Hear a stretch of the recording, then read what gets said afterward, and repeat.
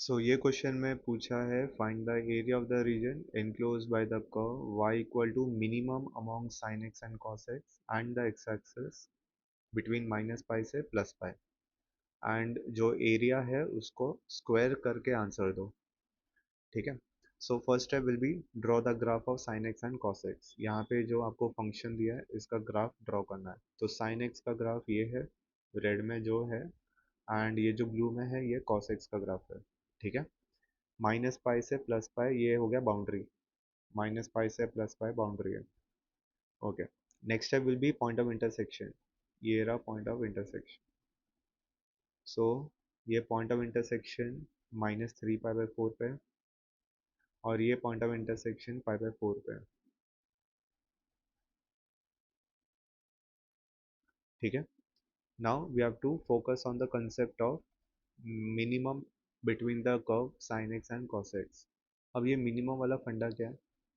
सो देखो, आपके इस एक्सिस में आपको कर्व कंपेयर करना है। जैसे कि देखो ये एक कर्व है। ओके। एक मैंने येलो में दिखा दिया और एक चलो ये रेड में दिखा दिया। ये पॉइंट ए ले लेता हूँ। ओके। यू विल नोटिस कि ये जो येलो कर्व है compare to this red one, yellow curve नीचे है टिल ए, ओनली ए, और रेड कर्व ऊपर है। तो जो कर्व नीचे है हम उसको शेड करके बोल देंगे कि ये मिनिमम है। फिर उसके बाद ए के बाद देखो क्या हो रहा है, ए के बाद रेड कर्व नीचे चला गया और येलो कर्व ऊपर चला गया। तो हम क्या बोलेंगे, ये जो रेड कर्व है जो अब नीचे चला गया compare to the yellow one, ये मिनिमम है। ठीक है। सो अब ये कंसेप्ट हम यहाँ पे यूज करने जा रहे हैं। सो सबसे पहले नोटिस, ये जो रेड कर्व है compare to the blue one, तो रेड ऊपर ब्लू नीचे ऐसे बोलेंगे हम। ब्लू नीचे है तो ये मिनिमम बनेगा, तो इसलिए इसको शेड कर दो, ये मिनिमम होगा। बट ये जो मिनिमम है सिर्फ -3 पाई/4 तक को ही शेड किया मैंने। क्यों? बिकॉज आफ्टर -3 पाई/4 रेड नीचे हो गया और ब्लू ऊपर हो गया, रिवर्स हो गया ये। समझे?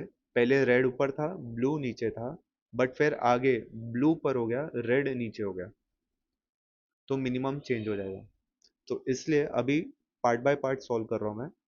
ये जो मैंने मिनिमम शेड किया है ये कहाँ से कहाँ तक है, -पाई से -3 पाई/4 तक। तो चलो पहले एक एरिया निकालते हैं, एरिया वन। ठीक है। What is area one? This is the area covered by this shaded curve till X axis. यहाँ तक का शेडिंग है। ओके। एंड मैंने किसको शेड किया ये भी ध्यान दो। ये जो ब्लू कर्व है, ये ब्लू कर्व किसका पार्ट है? cos x का। तो cos x का पार्ट है, तो उसका इंटीग्रेशन फ्रॉम -पाई टू -3 पाई/4। अब एक चीज और इम्पोर्टेंट है, वो ये है कि एरिया बिलो एक्स एक्सिस है या बिलो अबव एक्स एक्सिस है। ठीक है। अगर बिलो एक्स एक्सिस है तो माइनस देना मत भूलना। Why we put negative sign? Below X axis put negative, because integration क्या करता है, बिलो एक्स एक्सिस में ना नेगेटिव एरिया देता है, बट एरिया नेगेटिव नहीं हो सकता, राइट? तो वो नेगेटिव को कट करने के लिए we put extra negative sign. तो वो जो एक्स्ट्रा नेगेटिव है इंटीग्रेशन के नेगेटिव को पॉजिटिव कर देगा। That is the reason. So minus sine x minus pi -3 पाई/4, तो ये क्या देगा आपको? Minus, what is sine of -3 पाई/4? -1/√2। माइनस साइन ऑफ -पाई 0, तो आंसर विल बी +1/√2। अब समझा आपको क्यों ये माइनस दिया हमने? बिकॉज ये नेगेटिव हो गया और ये नेगेटिव को ये नेगेटिव पॉजिटिव कर देगा। That is the reason we put negative sign, else area negative हो जाएगा। ठीक है। मान के चलो मैंने नेगेटिव दिया ही नहीं, हटा दिया, तो अब एरिया नेगेटिव हो गया। है ना, -1/√2 -0 क्या हो जाएगा, -1/√2। बट क्या एरिया नेगेटिव होता है, नहीं, तो इसलिए नेगेटिव देना कंपलसरी है।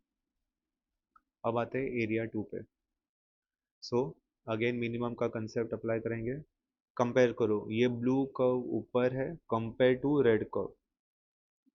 ठीक है, ब्लू कर्व ऊपर जा रहा है और ये रेड कर्व नीचे। तो ब्लू ऊपर है, रेड नीचे है, तो जो कर्व नीचे है उसको शेड करो। और अभी तक जीरो पे काफी है, मैं आगे भी जा सकता हूँ, बट क्यों मैंने जीरो पे स्टॉप किया, रीजन इज एरिया नेगेटिव है। ठीक है, सो -3π/4 से मैंने शुरू किया था और जीरो पे खत्म किया। क्या नोटिस आपने, ये -3π/4 से शुरू किया मैंने, देखो शेडिंग, और कहाँ पे खत्म किया, जीरो पे खत्म किया। सो इसलिए -3π/4 से zero. And now we will integrate. किसको इंटीग्रेट करने जाएंगे अब, साइन एक्स को, but again area will be negative, तो इसलिए नेगेटिव साइन देना होगा। तो ये एरिया A2 है, ये एरिया A2 है। ठीक है, चलो, so let's solve area A2। So this will be cos x from 0 to -3π/4, cos of 0 1 minus of cos of -3π/4,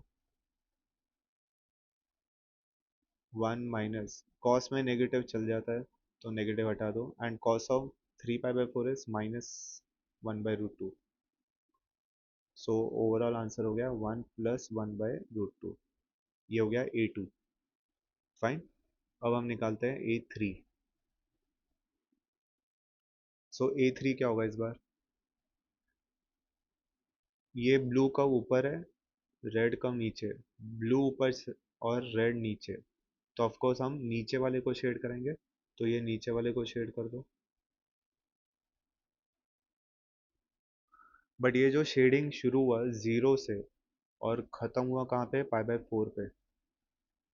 ठीक है, सो ये हो गया A3। So A3 starts from zero till π/4। और हमने ये किसको शेड किया है, साइन एक्स को शेड किया है, देखो ये साइन एक्स का पार्ट है, तो sine x dx which is minus cos x 0 to π/4। Okay, minus बार दिखा दो, कॉस ऑफ π/4 1/√2, फिर minus cos of 0 1, so that gives 1 minus 1/√2। Next area 4। So area 4 को शेड करते हैं अब। रेड ऊपर है, ब्लू नीचे है, रेड ऊपर ब्लू नीचे, तो इसको शेड कर दो और π/2 पे स्टॉप हो जाओ। ये हो जाएगा एरिया 4। क्यों मैंने π/2 पे स्टॉप किया, बिकॉज अगर मैं π/2 के आगे कंटिन्यू करूंगा तो ये नेगेटिव एरिया हो जाएगा, और नेगेटिव एरिया को सॉल्व करने के लिए नेगेटिव देना होता है, right. So next area 4 is from π/4 to π/2। और इस बार मैंने शेड किया है cos x को, ये देखो ये cos x का पार्ट है, जिसको ये मैंने शेड किया है, ये cos x का कर्व है। सो cos x dx, सो sin x π/4 से π/2, तो ये हो जाएगा 1 minus 1/√2। And last A5। So A5 you can see again blue curve नीचे, रेड कर्व ऊपर है, so this will be area 5। So area 5 कहाँ से शुरू हुआ, π/2 से पाई तक खत्म, π/2 से शुरू, पाई पे खत्म। और ये किसका पार्ट है, cos x का पार्ट है ना, so again sin x π/2 to pi. But ये एरिया तो नेगेटिव है, तो माइनस देना होगा एक। ओके, तो माइनस भी दे दिया हमने, तो माइनस बाहर, sine of pi is 0 and sine of π/2 is 1। तो माइनस इफेक्ट आएगा तो +1। सो अब what is the actual total area is sum of all the areas. तो पहला area 1 1/√2, next area 2 is 1 + 1/√2, area 3 is 1 minus 1/√2, area 4 is 1 minus 1/√2 and area 5 is +1। 1/√2 cancel हो रहा है तो एरिया कितना आ रहा है 4। उसको वो लोगों ने नाम दिया है ए, बट ए स्क्वायर निकालना है तो answer will be 4 square 16। That's it.